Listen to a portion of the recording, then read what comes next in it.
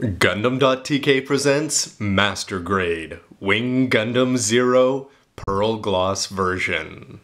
Hey, what's up again, everybody? It's Robert184, 2Rs2Bs from GundamReviews.net, and today I'm continuing my look at the Master Grade Wing Zero Endless Waltz version. This is something that I should have reviewed a long time ago, considering that it's the Gundam of Gundams, but anyway, this is the Pearl Gloss version, so it's going to have some differences from the regular ones.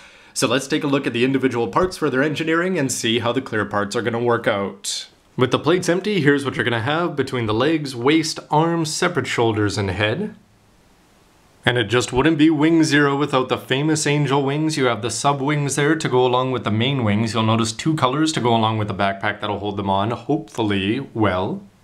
Weapons include the famous Twin Buster there, two green beam sabers, which are looking pretty sharp there. You've got your beam saber handles, a very small Hero Yui, and you are going to have a custom base made just for the Wing Zero, except this one's going to be clear, unlike the black one that comes with the regular kit.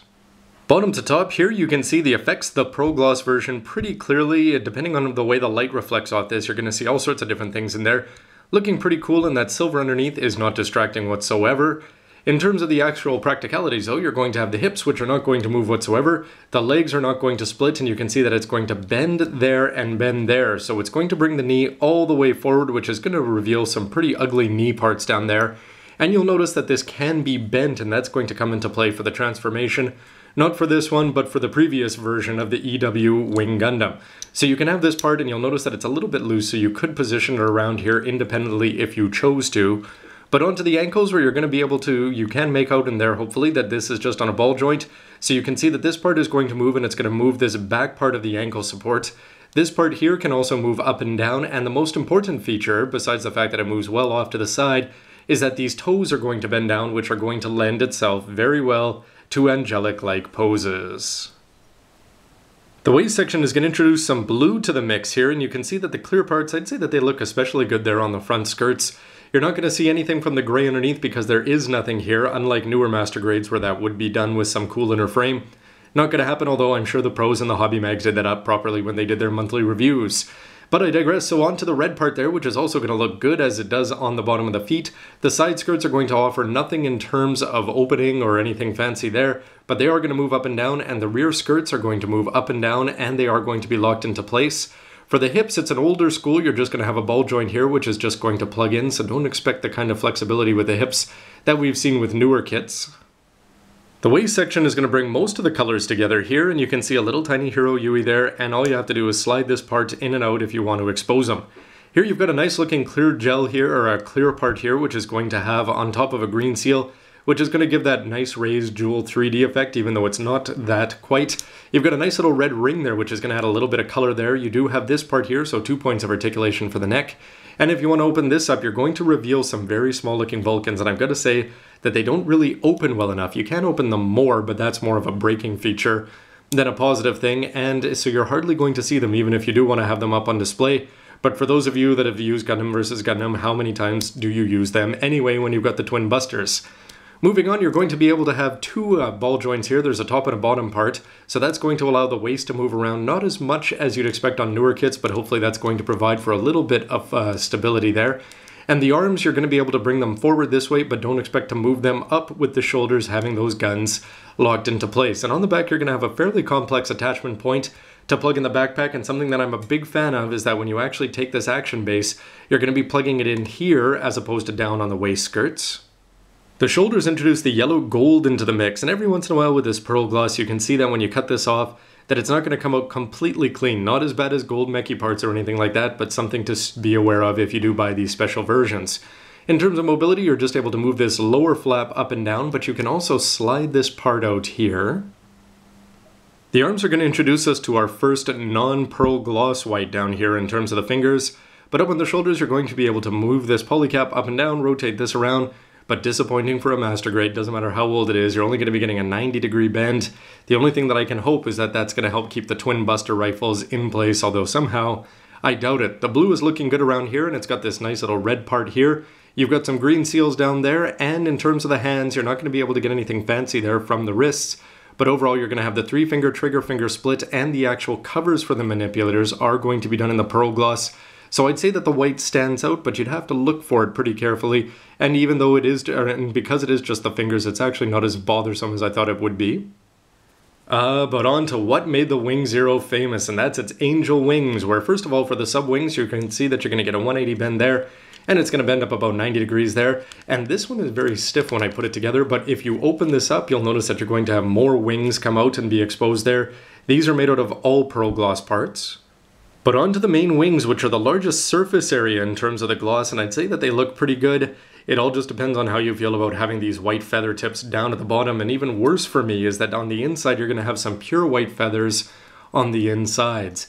In terms of the mechanics though, you can spin this around 360 and it's going to bend up and down there on a polycap. This is not very tight though, and it doesn't fill me with very much confidence when you plug it in. But overall, you're going to have these parts here. Make sure you put the right feathers on, so follow the directions when you're putting it there. I have to go double check if I did that right. And it's very easy to lose these, so hopefully you don't have a Wing Zero sitting on your shelf somewhere missing some of these 14 feathers.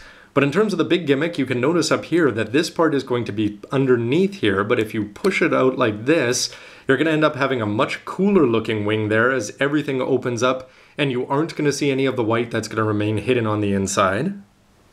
Here's the backpack, which is also going to come with a small blue cover that I'm probably just going to keep ziplocked most of the time, but this is where you're going to plug in the custom action base here.